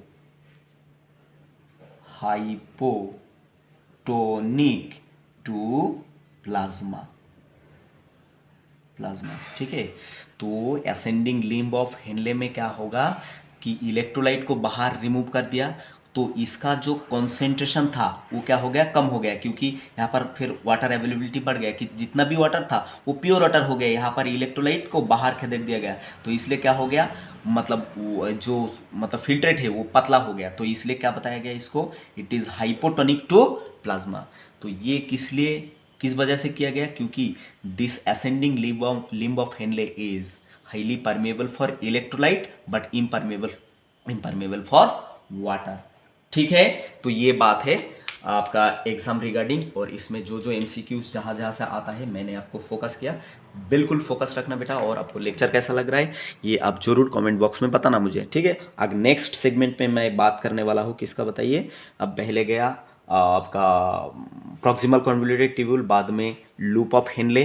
ठीक, अब नेक्स्ट हम बात करेंगे descending loop of Henle, sorry not descending loop of Henley, distal convoluted tubule, right. देखिए बेटा, यहाँ पर एक दो एमसीक्यू और रह गया कि ये जो असेंडिंग लिम्ब ऑफ हेनले, यहाँ पर खाली NaCl का रीअब्जॉर्प्शन नहीं होता। NaCl का मैंने कैसे देखा था, Na plus and Cl minus, ठीक है, क्योंकि NaCl अगर टूट जाता है तो Na प्लस बनता है एंड Cl माइनस बनता है। ठीक है, तो NaCl को मैंने Na plus and Cl minus देखा है, पर ये जो असेंडिंग लिम्ब ऑफ हेनले, यहाँ पर Na plus and Cl minus के अलावा कुछ और चीज़ का क्या होता है बताइए, रीअब्जॉर्प्शन होता है। ठीक है, जो NCERT ने मेंशन नहीं करा, मैं मेंशन कर दे रहा हूँ, आप कोई भी हाल में इसको याद रखना है। एक तो कैल्शियम आयन का रीअब्जॉर्प्शन होता है, दूसरा और एक होता है आपका मैग्नीशियम आयन का, Mg++ आयन का क्या होता है यहाँ पर रीअब्जॉर्प्शन होता है। और एक और बात यहाँ पर होता है जो मेंशन नहीं किया मैंने, ये जो आपका कौन सा बताइए, असेंडिंग लूप ऑफ हेनले, यहाँ पर यूरिया का क्या हो जाता है, सिलेक्टिव सेक्रेशन। ठीक है, वेरी वेरी इंपॉर्टेंट। यूरिया जो है अपना एक्सक्रीटरी प्रोडक्ट है, तो एक्सक्रीटरी प्रोडक्ट को कभी भी क्या होना चाहिए, ये ट्यूब के अंदर जाना चाहिए और ये बाद में यूरिन के थ्रू बॉडी के बाहर एक्सक्रीट हो जाना चाहिए। ठीक है, तो यहाँ पर असेंडिंग लिम्ब ऑफ हेनले में क्या होता है, यूरिया का सिलेक्टिव सेक्रेशन होता है, और NaCl के अलावा यहाँ पर क्या होता है, calcium ion and magnesium ion का भी क्या होता है, रीअब्जॉर्प्शन होता है, राइट। ये भी याद रखिएगा। तो अब हम शुरू कर रहे हैं डिस्टल कन्वोल्यूटेड ट्यूब्यूल, राइट। तो यहाँ पर फिर से मैं एक ये कौन है, Bowman capsule, afferent arteriole, efferent arteriole, glomerulus, सीधा बनाता हूँ, प्रॉक्सिमल कॉन्वोल्यूटेड ट्यूब्यूल, फिर बाद में लूप ऑफ हेनले,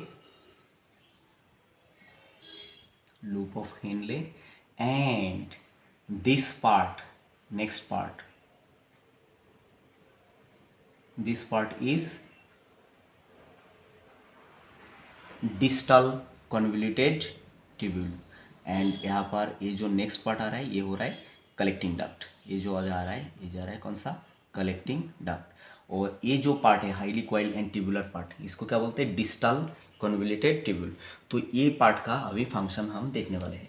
तो ये पार्ट से मेनली क्या क्या होता है ओवरऑल पहले बता देते हैं। यहाँ से भी क्या होता है, Na+ आयन का, सोडियम आयन का क्या होता है, रीअब्जॉर्प्शन होता है। तो ये बाहर दिखा रहा है, बाहर की तरफ एरो मतलब ये रीअब्जॉर्प्शन होकर कहाँ जा रहा है, ब्लड में जा रहा है, Na+। उसके बाद और क्या होता है, Cl- का रीअब्जॉर्प्शन होता है। उसके बाद और होता है किसका, बाइकार्बोनेट आयन का, HCO3- आयन का। ठीक, ये प्रॉक्सिमल कॉन्वोल्यूटेड ट्यूब्यूल में भी हुआ था, ठीक है, पर डिस्टल कॉन्वोल्यूटेड ट्यूब्यूल में भी इसका रीअब्जॉर्प्शन होता है, ठीक है, Na+, sodium ion, chlorine ion, bicarbonate ion. उसके बाद और एक इंपॉर्टेंट है जिसका नाम H2O, वाटर का भी रीअब्जॉर्प्शन होता है, ठीक, वाटर रीअब्जॉर्प्शन। उसके बाद और भी होता है PO4 3- का रीअब्जॉर्प्शन होता है। उसके बाद और एक है जिसका नाम कैल्शियम आयन का रीअब्जॉर्प्शन होता है, ठीक। तो इसका रीअब्जॉर्प्शन होता है, बट सिलेक्टिव सेक्रेशन किसका होता है बेटा, यहाँ पर आपको मैंने पीसीटी में बताया था। एक तो पीएच मेंटेन करने के लिए, ब्लड का पीएच मेंटेन करने के लिए क्या हो जाएगा बताइए, H+ आयन का सिलेक्टिव सेक्रेशन हो जाएगा, और क्या हो जाएगा, K+ का सिलेक्टिव सेक्रेशन हो जाएगा। It is very very important कि आपको अगर एग्जाम में पूछा कि selective secretion of potassium ion is takes place in which part of the nephron, तो आप क्या बताएंगे, डिस्टल कॉन्वोल्यूटेड ट्यूब्यूल। ये कौन है, डिस्टल कॉन्वोल्यूटेड ट्यूब्यूल, राइट, ये जो पार्ट है। और एक कौन हो जाएगा, NH3। तो ये तीन का क्या हो जाएगा, selective secretion, selective secretion, selective secretion. और ये जो काला अक्षर में लिखा ये क्या है बताइए, ये हो गया आपका रीअब्जॉर्प्शन, रीअब्जॉर्प्शन,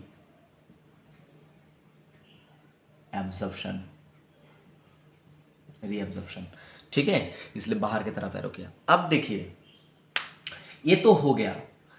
अब दो घटना यहाँ पर बहुत इंपॉर्टेंट है जो आपको कोई भी हाल में as a medical student, as a junior doctor, as a fresh medical student या फ्रेश डॉक्टर आपको ये जानना ही चाहिए, ठीक। यहाँ पर ये जो Na+ आयन का रीअब्जॉर्प्शन है, Na+ आयन, ठीक, ये जो Na+ आयन का रीअब्जॉर्प्शन है, it is conditional. Na+ ion का जो रीअब्जॉर्प्शन ये क्या है, TIONAL, कंडीशनल। क्यों कंडीशनल, देखिए Na+ आयन का रीअब्जॉर्प्शन यहाँ पर डिपेंड करता है किसी के ऊपर, ठीक। तो यहाँ पर मैं आपको वो चीज़ दिखाने का कोशिश करता है। ये कौन है बताइए बेटा, very simple, it is kidney, right. तो किडनी के ऊपर मैंने काफ़ी बार आपको बताया, किडनी के ऊपर एक कैप शेपेड ग्लैंड रहता है। ग्लैंड थोड़ा सा मैंने बड़ा ही बनाया जानबूझ के। तो ये जो ग्लैंड है, ग्लैंड का नाम होता है आपका adrenal gland, right, adrenal gland होता है। ये ग्लैंड का नाम होता है एड्रिनल ग्लैंड, ठीक। मैंने लिख देता हूँ, ये हो गया एड्रिनल ग्लैंड, ठीक है। तो एड्रिनल ग्लैंड का दो पार्ट होता है, एक outer part, right, outer part, और एक इनर पार्ट। जो outer part of adrenal gland इसको बोलते हैं कॉर्टेक्स, कॉर्टेक्स, राइट। और जो इनर पार्ट है, inner part of adrenal gland is called medulla, medulla, ठीक है। किडनी में भी ऐसा रहता है बेटा, तो अब ये भी याद रखना, किडनी में भी ऐसा रहता है कि किडनी का ये जो बाहर का पार्ट है इसको बोलते हैं कॉर्टेक्स, ठीक है, और अंदर का ये जो पार्ट है इसको बोलते हैं मेडुला। मेडुला। बट अभी हम किडनी के बारे में नहीं पढ़ रहे, हम अभी पढ़ रहे हैं एड्रिनल ग्लैंड के बारे में। एड्रिनल ग्लैंड से कुछ चीज़ होता है, जो चीज़ के वजह से क्या होता है, यहाँ से Na प्लस आयन का डिस्टल कन्वोल्यूटेड ट्यूबुल से Na plus distal convoluted tubule से Na प्लस आयन का क्या हो जाता है, एक्टिव रीअब्जॉर्प्शन। क्या होता है बताइए, एक्टिव रीअब्जॉर्प्शन, ठीक है। तो इसलिए क्या बताया गया कि Na plus reabsorption of Na plus ion is conditional, ठीक। अब कंडीशनल क्यों है, ये जो Na प्लस है, active reabsorption of Na plus ion in distal convoluted tubule is under the influence of aldosterone which is secreted from the adrenal cortex, ठीक है। ये एड्रिनल कॉर्टेक्स जो है, कहाँ बताया मैंने, ये जो एड्रिनल कॉर्टेक्स है, एड्रिनल कॉर्टेक्स से एक हार्मोन रिलीज होता है जिसका नाम है एल्डोस्टेरॉन, LDOS, एल्डोस्टेरॉन, ठीक है। तो ये एल्डोस्टेरॉन जब रिलीज होता है एड्रिनल कॉर्टेक्स ग्लैंड से, ठीक है, तो ये क्या करता है, this aldosterone is stimulated the reabsorption of this aldosterone is stimulated the reabsorption of Na plus ion from Na plus ion from where, distal convoluted tubule। बात को ध्यान से समझो, मैंने यहाँ पर बताया कि active reabsorption of sodium ion in distal convoluted tubule is under the influence of aldosterone secreted from adrenal cortex of adrenal gland. Adrenal gland का जो कॉर्टेक्स है, एड्रिनल कॉर्टेक्स है, उस वहाँ से रिलीज होता है एक हार्मोन जिसका नाम है एल्डोस्टेरॉन, और ये एल्डोस्टेरॉन जाके एक्ट करता है कहाँ पर, काम करता है कहाँ पर, डिस्टल कन्वोल्यूटेड ट्यूबुल में, ठीक है। तो डिस्टल कन्वोल्यूटेड ट्यूबुल में जब एल्डोस्टेरॉन काम करता है तो किसका रीअब्जॉर्प्शन बढ़ा देता है बताइए, सोडियम आयन का रीअब्जॉर्प्शन यहाँ पर बढ़ा देता है। तो इसलिए सोडियम आयन का रीअब्जॉर्प्शन क्या बताया गया बताइए, डिस्टल कन्वोल्यूटेड ट्यूबुल में कंडीशनल बताया गया, ठीक है। और एक बात है यहाँ पर देखिए, मैंने बताया था कि इंपॉर्टेंट है कि H2O का जो रीअब्जॉर्प्शन ए भी क्या है बताइए, it is also conditional in where, distal convoluted tubule, ठीक है। क्यों कंडीशनल, ये एल्डोस्टेरॉन के ऊपर H2O का जो मतलब रीअब्जॉर्प्शन, ये एल्डोस्टेरॉन के ऊपर डिपेंड नहीं है, it is depend on A hormone called secreted from pituitary gland, right. ये जो है मैंने बनाया यहाँ पर डबल लोब स्ट्रक्चर, ठीक, डबल लोब स्ट्रक्चर, ये क्या है बताइए, पिट्यूटरी ग्लैंड। तो पिट्यूटरी ग्लैंड का दो मतलब बल्ब लाइक स्ट्रक्चर, मतलब दो सेगमेंट है, एक होता है एंटीरियर पिट्यूटरी, एंटीरियर पिट्यूटरी, दूसरा ये जो छोटा लोब है, स्मॉल लोब, इसका नाम है posterior pituitary, posterior pituitary, posterior pituitary, ठीक है। तो पोस्टीरियर पिट्यूटरी से क्या होता है, एक हार्मोन रिलीज होता है जिसका नाम होता है ADH,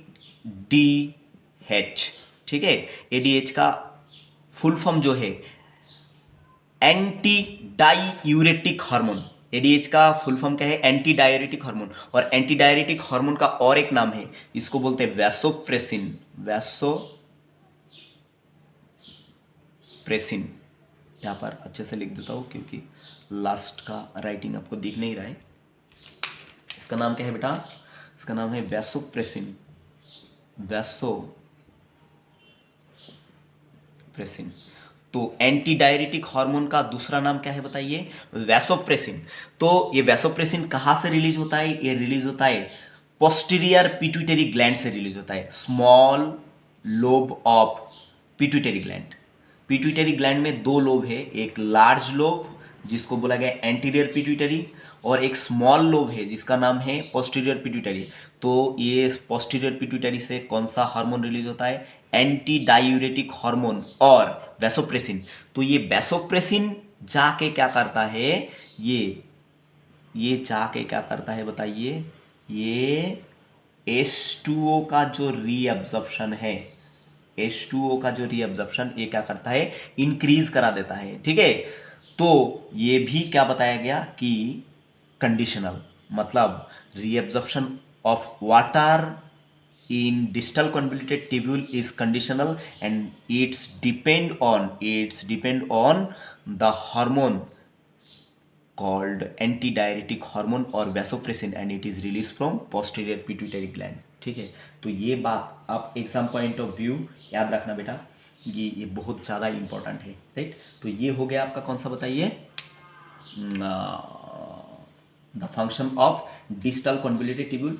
और एक बात यहाँ पर आपको याद रखना है कि ये जो सिलेक्टिव सेक्रेशन हुआ H+ आयन का, ठीक है, तो K+ ion, H+ ion and ammonia का, ठीक है, इसके वजह से क्या होता है, बॉडी का pH मेंटेन होता है, बॉडी का pH मेंटेन होता है, ठीक है। तो आप जानते हैं कि ब्लड का एक पर्टिकुलर pH रहता है, BLOOD। ब्लड में जो pH है, पर्टिकुलर pH, वो है 7.4। ब्लड का pH कितना है बेटा, 7.4। और ब्लड में अगर H+ आयन बढ़ गया, ध्यान से याद रखना, ब्लड में अगर H+ आयन का कॉन्सेंट्रेशन बढ़ गया तो pH जो है वो क्या हो जाता है, डाउन हो जाता है। ब्लड में H+ आयन का कॉन्सेंट्रेशन अगर बढ़ गया तो ब्लड का pH क्या हो जाता है, डाउन हो जाता है, DOWN। और डाउन pH जो है ये क्या है, हाईली एसिडिक, क्या होता है बताइए, HIGHLY, हाईली एसिडिक होता है, एसिडिक, ठीक है। तो इसलिए H+ आयन को कहाँ भेज दिया गया बताइए, H+ आयन को भेज दिया गया ये ट्यूब्यूल के अंदर, ठीक है, डिस्टल कन्वोल्यूटेड ट्यूब्यूल के अंदर भेज दिया बाय सिलेक्टिव सेक्रेशन। तो इसलिए क्या होता है, ब्लड का pH जो है वो मेंटेन होता है, कहाँ, कौन मेंटेन करने में हेल्प करता है बताइए, distal convoluted tubule by the selective secretion of H+ ion, K+ ion and ammonia. तो ये स्ट्रिक्टली जो pH है ये रिस्पॉन्सिबल किसके ऊपर है बताइए, H+ आयन के ऊपर रिस्पॉन्सिबल, राइट। और लास्ट सेगमेंट बच गया लेक्चर का, वो है कौन सा बताइए, कलेक्टिंग डक्ट। तो नेक्स्ट सेगमेंट पे हम क्या करेंगे, बात करेंगे this portion, the collecting duct, right. तो बेटा फिर से यही डायग्राम से शुरू करते हैं। देखिए, तो ये हो गया एफरेंट आर्ट्रियोल, ये हो गया इफरेंट आर्ट्रियोल, ये जो डबल वॉलेट स्ट्रक्चर ये हो गया बाउमेन कैप्सूल, और अंदर का ये जो है ये हो गया ग्लोमेरुलस। तो ये हो गया कौन, PCT, प्रॉक्सिमल कन्वोल्यूटेड ट्यूब्यूल। और ये जो पार्ट है प्रॉक्सिमल कन्वोल्यूटेड ट्यूब्यूल के बाद ये जो पार्ट है ये हो गया लूप ऑफ हेनले। और हम लूप ऑफ हेनले के बाद यहाँ पर अभी अभी बात किया किसके बारे में बताइए, distal convoluted tubule, distal convoluted tubule. अब नेक्स्ट जो सेगमेंट है उसके बारे में हमको बात करना है, जिसका नाम क्या है बताइए, कलेक्टिंग डक्ट, राइट। तो कलेक्टिंग डक्ट मैं यहाँ पर बड़ा करके बनाने वाला हूँ, ठीक, राइट। हाँ, तो ये हो गया कौन बताइए, कलेक्टिंग डक्ट, राइट, गुड। ये कलेक्टिंग डक्ट, तो लास्ट सेगमेंट ऑफ नेफ्रॉन। तो कलेक्टिंग डक्ट के बारे में बात करेंगे अभी, राइट।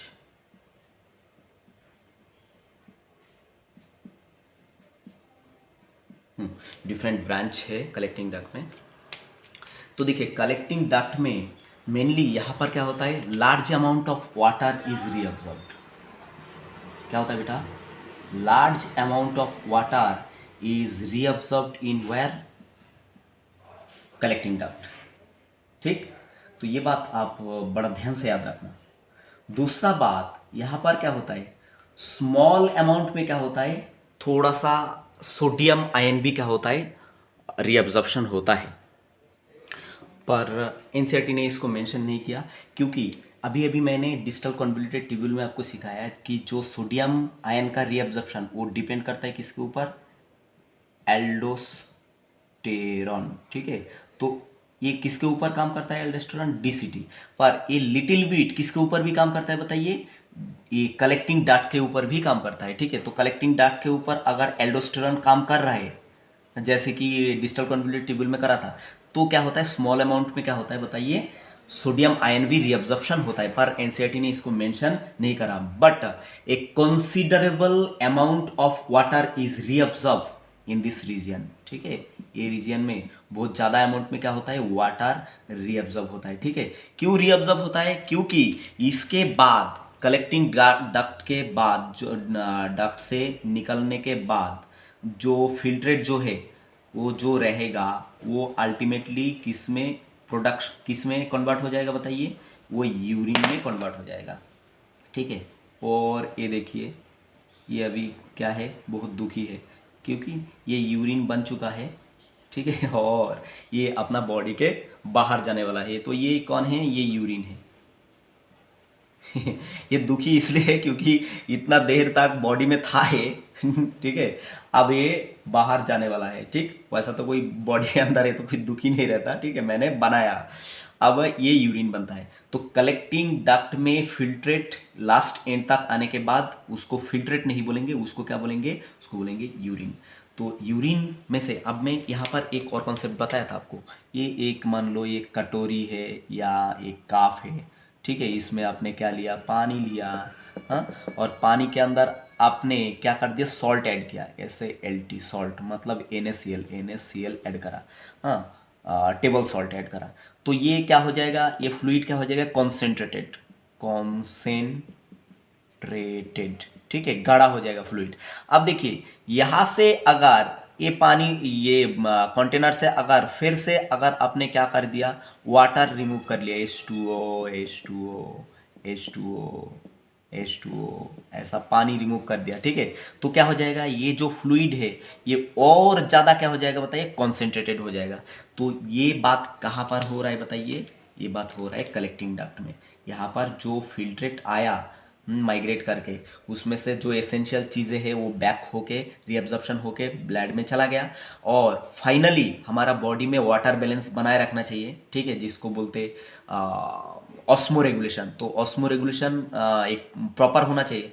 तो ऑस्मो रेगुलेशन कंट्रोल करने के लिए क्या होता है, सिग्निफिकेंट अमाउंट ऑफ वाटर अपना बॉडी में रहना चाहिए, ठीक है, क्योंकि अपना बॉडी का जो पार्ट है, सेल है, वो 70% अबव उसमें वाटर रहता है। तो वाटर रीअब्जॉर्प्शन इसलिए हर सेगमेंट में हुआ, कहाँ पर हुआ, प्रॉक्सिमल कन्वोल्यूटेड ट्यूब्यूल में हुआ, उसके बाद लूप ऑफ हेनले में हुआ, उसके बाद डिस्टल कन्वोल्यूटेड ट्यूब्यूल में हुआ। अब यहाँ पर आके ये मतलब कलेक्टिंग डक्ट में और ज़्यादा हो रहा है, ठीक है, सिग्निफिकेंट अमाउंट ऑफ वाटर यहाँ पर क्या हो रहा है, रीअब्जॉर्ब हो रहा है। जबकि सबसे ज़्यादा रीअब्जॉर्प्शन ऑफ वाटर कहाँ हुआ था बताइए, डिसेंडिंग लूप ऑफ हेनले में, यहाँ पर, राइट। तो जब ये वाटर को मतलब रीअब्जॉर्ब किया जाएगा तो यूरिन ये जो है ये कैसा बनेगा बता, कॉन्सेंट्रेटेड, ठीक है, कॉन्सेंट्रेटेड यूरिन बन जाएगा, ठीक। तो ये बात है, तो ये स्टेटमेंट आप ध्यान से याद रखना कि large amount of water is reabsorb in this region to produce concentrated urine, ठीक है। तो ये दूसरा बात क्या है, to maintain osmolarity in this area, हाँ, तो एरिया का ऑस्मोलारिटी, बॉडी का ऑस्मोलारिटी मेंटेन करने के लिए क्या है, reabsorb small amount of urea also.